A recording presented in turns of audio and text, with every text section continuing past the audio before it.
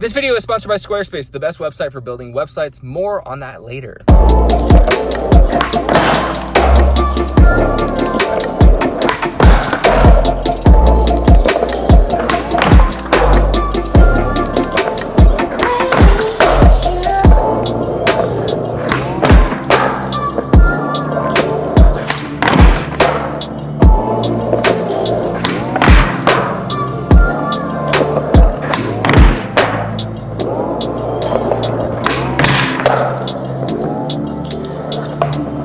After living in LA and New York for a long time, here's the main difference you'll find in a town like Texas or Dallas. Not all of Dallas, not all of Texas, but I left my board here overnight. I'm sure a lot of people have walked by it and nobody stole it, even throughout the night and early in the morning when I'm sure they're sure that the person left it here. They left it just in case for me to come back and find it. But today I actually want to talk about these shoes right here, because I have sort of in the past made videos talking about these big bulky skate shoes and my issues with them. Now I think with skateboarding there is this sacrifice you have to make depending on how much you huck. So usually the more padding you have on a shoe, the less board feel you have, which you would think means that you're going to be less able to control the board. I like a lot of board feel, so I'll actually skate a thinner shoe. But what I realized as I'm getting older is my feet actually feel more sensitive, which I assumed that they would get stronger throughout the years. But now I actually like a bit of padding. So I revisited the Tiago shoes. I actually have another pair that I skated. I'll talk more about why I got especially upset at the other pair of Tiago shoes, because the lace tore within the first like 20 minutes. And then as soon as I uploaded the video, like an idiot, I got a text from a friend, Dave Tool, who owns a skate shop, who said, you know, those shoes have inside loopholes. So within the laces to where the grip tape won't actually reach your shoelaces, you should have just laced them there. So I made the huge mistake. But I figured I would never be the kind of person who could skate these bulky shoes after the first time with what felt like no board feel at all. I was like, yeah, there's absolutely no way I can get comfortable enough to skate these shoes. But the last maybe 6 sessions or so, I ended up coming back to these shoes and testing them out and just giving them a proper session. Like instead of testing them out for, 4 or 5 minutes, I was like, okay, I wonder if I can actually start to understand the board in these shoes. And I absolutely could.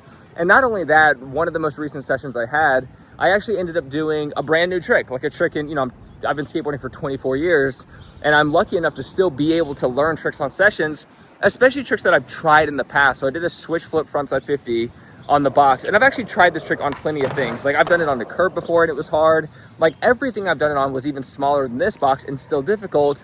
But with these shoes that essentially don't have any board feel, as I've said, I was able to do the trick. So I'm sort of coming all the way around.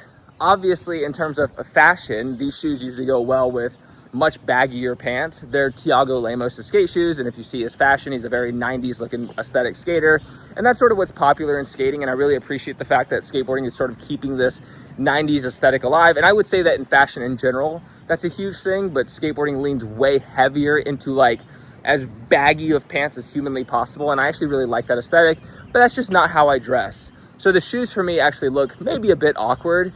But after wearing another pair of skate shoes that were thinner, after skating these shoes, it was actually another pair of New Balances. I think they were the Jamie Foys, which you would think Jamie Foy jumps down the biggest stuff. It was too thin. Like the bottom of the shoes actually felt a little too thin, and maybe because they're older shoes by now. But most people who skate nowadays, they're putting in extra insoles in their skate shoes, and that's how they're able to take the impact.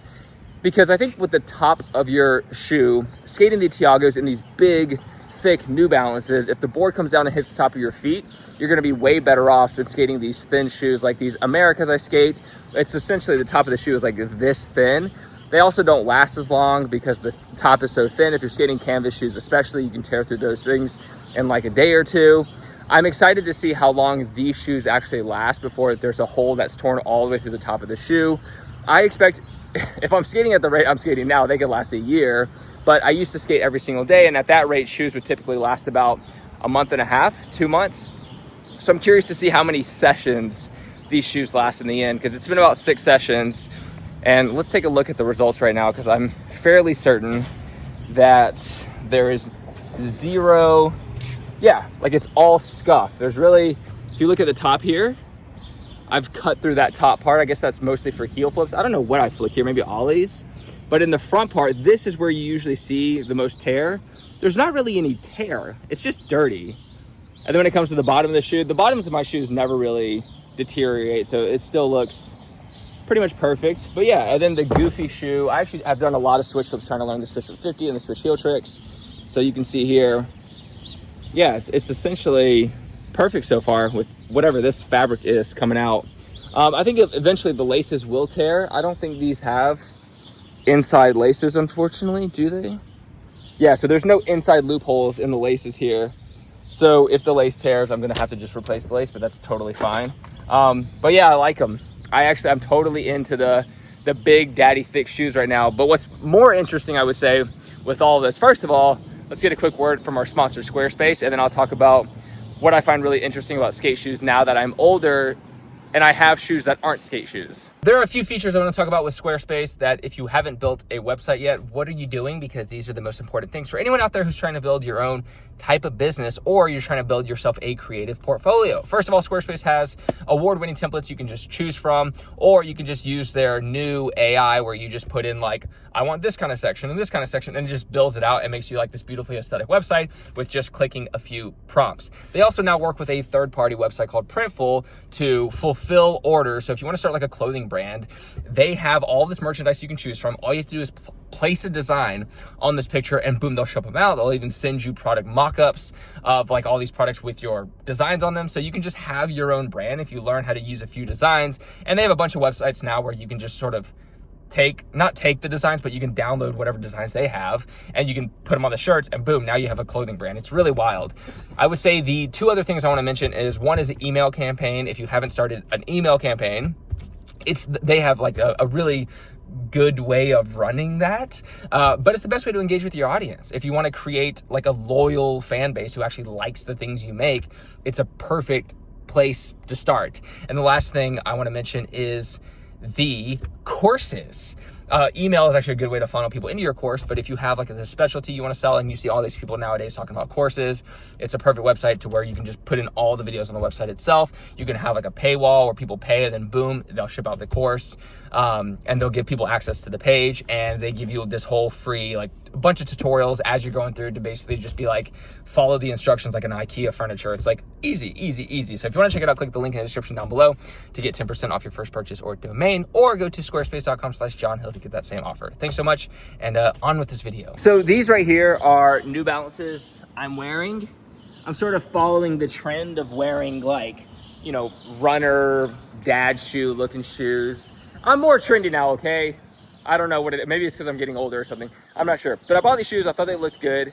The weird thing about running shoes, I have two pairs now. I have like the On shoes as well. They do not affect my dancer's feet at all. So because I've been skateboarding forever, and especially skateboarding in awkward sizes, you know, when you're growing up, you really just skate your friends' leftover shoes or leftover shoes you find.